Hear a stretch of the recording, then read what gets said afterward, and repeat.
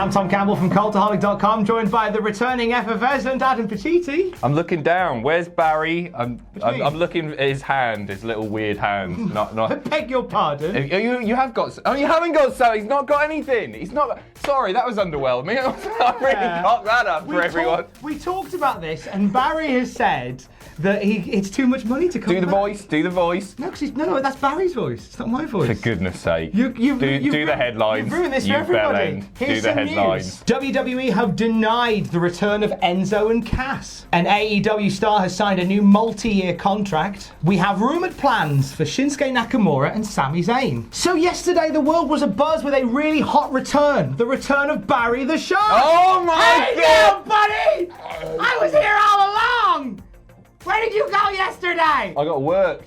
You got worked into a shoot, brother! The other return that everybody was excited about was the potential return of Big Cass and Enzo Amore, Adam Pacitti. Yeah, so this broke yesterday in the Wrestling Observer newsletter, and Meltzer stated that they'd been contacted by the WWE. They were going to be brought in, potentially, as the top stars of NXT as it comes to TV.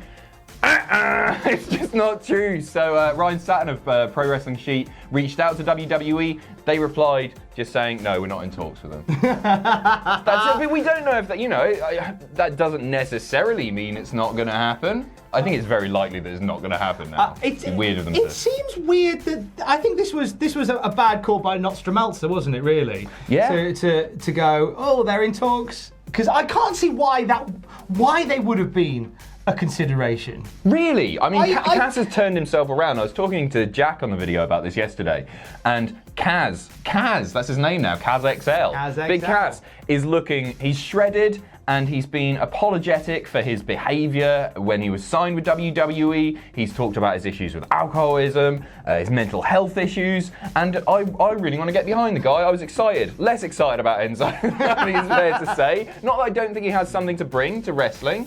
But they're a package deal. It's like when you want to invite your mate out, but you know he has to bring his girlfriend. Right, yeah. And you don't get on with the girlfriend. Yes. So you kind of have to just lump with it. Yeah, but even saying that though, like Enzo appears to have attempted to turn his life around a little bit. It seems you can never really tell what's real and what's not with Enzo. No, he made this worse than it was. He sort of exacerbated the issue by tweeting out a picture of him, an old picture on the side of a WWE production truck with like one of those sly face emojis. You know, I can't do it like.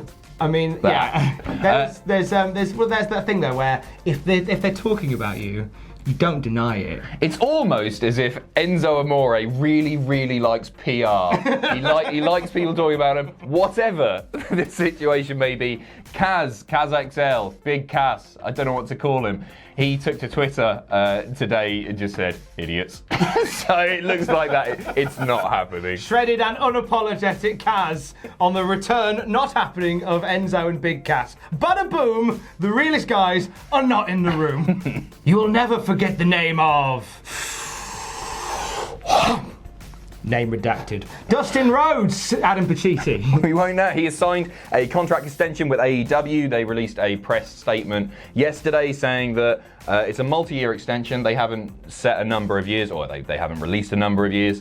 And I don't know if this means that he'll be wrestling for a number of years. You can't imagine. Like, don't get me wrong, his matches have been great, and my favourite AEW match has absolutely been Dustin and Cody. Yes. You can't imagine that he's going to want to wrestle for that much longer. I think he's one of these guys that's good to have there, even if he's not going to be in a wrestling capacity. He's a guy that's been there, done that, bought the t-shirt, worn the underpants, and he knows his way around the industry. And to have somebody who was such a pivot, who was a fairly pivotal part of the Attitude Era, which was like is still seen as like wrestling's boom period. To have somebody there, either in the ring or around the ring, is actually a benefit to AEW. Totally. You put him in as a producer, a coach, anything like that, and you know he's going to shine. I believe he was taking on some of those roles with WWE from time to time as well, so he's got a bit of experience there. Yeah, he's obviously they're going to want to keep him around. And also, it would be a bit harsh if Cody didn't keep his brother on the books. Magic nuts. Obviously, this comes with a smattering of nepotism at the top. But it's just like, could you imagine going, yeah, well, cheers. Well, me and my wife, we thank you for coming in, Dustin. Off you go to the indie circuit now. See you later, old man. I'd be furious. Go and team with Rhino. Oh, God. Tomorrow, there's wrestling tomorrow. Oh, there's so much wrestling. And a wedding I'm emceeing. Oh, congratulations. Thank you very much. I don't know if I've mentioned that yet or not. So NXT UK TakeOver Cardiff tomorrow. That's going to be a big thing. Royal Quest in London tomorrow is going to be a thing. And it's that small matter of AEW All Out tomorrow night as well. There's so much going on. God, as far as the coverage, we just don't have enough people, essentially, to do everything. We've had to not do NXT TakeOver Cardiff, unfortunately. But there will be live reactions for Royal Quest and taped reactions for All Out. What annoys me is if I wasn't emceeing the wedding, which I know I've mentioned once before, I probably would find myself a little bunker and watch NXT UK TakeOver Cardiff. I'd be up for it. I genuinely would. But I'm going to see Book of Mormon, so priorities. Anyway. We're a wrestling channel. Anyway. What are we doing on the busiest weekend? I booked it ages ago. I'm seeing a wedding. I'm coming back in. The Book of Mormon. Should we do the news story? I'm coming back in to cut a video. I am working.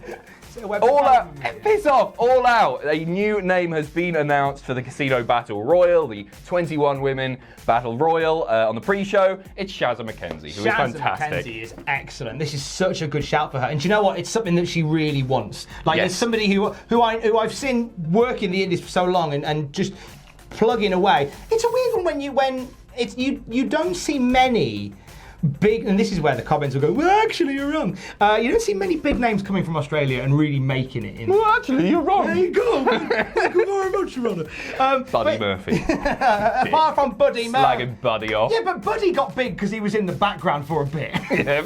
Oh. You tell me I'm wrong.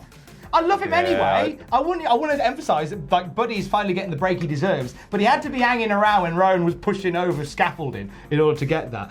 But Shazza McKenzie is a great performer, and she's a brilliant addition to this Casino Battle Royale that now includes Nyla Rose, Dr. Britt Baker, Ali, Brandy Rhodes, Teal Piper, Evilise, Jazz with the big metal mask, Big Swole, the better half of Cedric Alexander as well, and an incredible wrestler in her own right, Sadie Gibbs, Awesome Kong, and other competitors still to be announced. 10 other people. Who's going to go in, do you reckon? Who's going to be a surprise entrant? There's going to be some. Bee's going to be in there, surely. Bea Priestley. I'll be upset if Bea Priestley wasn't in it. She's very good. Yeah. Who do you think's winning this thing? I still think either Awesome Kong or Dr. Britt Baker. I'm glad you're saying Awesome Kong here. I'd like Awesome Kong to win it because I'm fed up now of. It's become a bit of a trope in that someone big comes into a battle royal or a rumble or something like that, and they always get eliminated. The one exception in recent times that I can think of is Big Show winning the armbar. You had Carly winning that battle royal on SmackDown to become the world heavyweight champ, but that was a long time ago now. And he held the belt the wrong way around. He did hold the belt the wrong way around, but generally they do come in and then everyone just teams up on them and they get them out. I'd like to see Kong dominate this, and she had a great debut. I know everyone's pretty much debuting, but she had a really impactful debut, I would say. So yeah, I want Kong to win this one. Part of me, and I said this to Jack on the video yesterday, I kind of, and it won't happen, I'd love it if Awesome Kong just ditched the Awesome Kong thing and came out as the welfare queen. What? From Glow. Oh, so yes. good. Yes. Going out throwing coupons everywhere, complaining that her back's bad. Spoiler for season 3. I would be so down for that. It won't happen. It won't happen. No, it won't happen. You're right. Let us know who you think's going to win in the comments. And Alamon, get your invisible violins out because we've got some Shinsuke Nakamura news. I'm just going to put that. Was that his theme there? And then he goes, hello, I'm Shinsuke Nakamura. Diddle-oo-doo. Book it. Right, so this is some news based. It's Friday. I'm excited for a weekend. TGIF. Nakamura and Sami Zayn started a thing on SmackDown recently. And do you know what? Genuinely, I've enjoyed the couple of weeks of back and forth with these two. Sami is fantastic. He is great. Where he said this week, they did the Kinshasa on the outside, and then he went, get him in the ring! And he went, thank you, Nakamura-san. I absolutely lost it when he's jumping around like an absolute maniac. Yeah, go on, Shinsuke, King of Strong Style. He's so good. carry on. So these two have become an unholy alliance. So Sami Zayn is basically Nakamura's sort of like keeper, like Nakamura's corner guy, his mouthpiece. His mouthpiece, basically, isn't he? Which is because Sami Zayn can't wrestle. Why let him do that? Why let the man wrestle? According to WrestleVotes, this is part of a bigger thing regarding the Sami Zayn Shinsuke Nakamura storyline. According to WrestleVotes, there's been some thought put into this. One of the ideas I heard when the Zayn Nakamura story was decided upon was to eventually resemble that of the Jericho Owens friendship from a few years ago, leading to a big time blow off match. However, I'd be surprised if this story lasts all the way through till Mania. It's not going to. They don't have the patience to do this. They to Mania, get well bored. Yeah, that's not happening. But I like the idea of it. Of the story itself is the whole thing of Sami just sort of directing traffic for Nakamura, and then Shinsuke eventually going, "No, I'm my own man. I'm not a number. I'm a human being." Turning face in the process. Absolutely. Nice. Okay. He'd have to. I think he just. It's a nice way of sort of refocusing that energy that Shinsuke Nakamura has in the ring. Makes him really relevant again. Although he does run into an issue when he's with facing The Miz at Clash of Champions, and Jack pointed this out on a previous news video, is that The Miz has this habit of just collecting Intercontinental Championship belts. Fair point, yep. And there is a worry that The Miz is going to beat Shinsuke at Clash of Champions. What, and then Sami and Shinsuke just fall out immediately after the match? Because why even wait for Hell in a Cell? Yeah. Let's just do it now. No, I think this is good. Those two could put on a phenomenal match. The one thing I'll say, like, Sami is obviously underutilized, but Shinsuke, I was so excited about his heel turn, and then he just started hoofing people in the cock. And then they just stopped putting him on TV altogether. So I'm actually glad that he's got a storyline that seems to be getting weekly TV exposure. That's good. And if this did lead to something with Sami and Shinsuke, which it will, I think, yeah, that's going to be a good match on the pre-show, probably. Oh, it will be a pre-show match, won't it? No. Oh, maybe. But it won't be this weekend because there is enough wrestling this weekend, and wherever and however you are watching it, have the most amazing time. People, we're doing live streams. There's a live stream for Royal Quest, and then there's tape reactions for All Out. There's what happened at for both of them. We are going to be covering everything except NXT UK Takeover. Everything. Sorry, Hunter.